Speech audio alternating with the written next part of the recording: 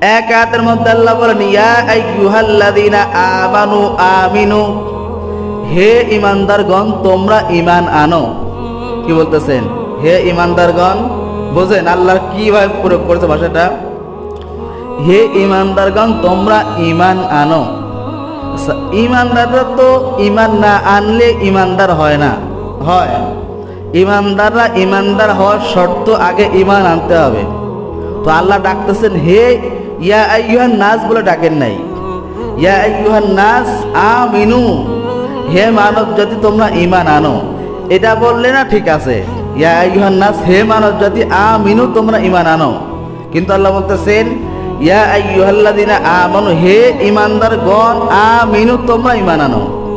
এখন প্রশ্ন, হায় রে আল্লাহ বলে কি ঈমানদারদের আল্লাহ ঈমান আনার দাওয়াত দিচ্ছেন, ওরা তো অটোমেটিক ঈমান আনছেই, তাহলে আবার দাওয়াত দিল কেন?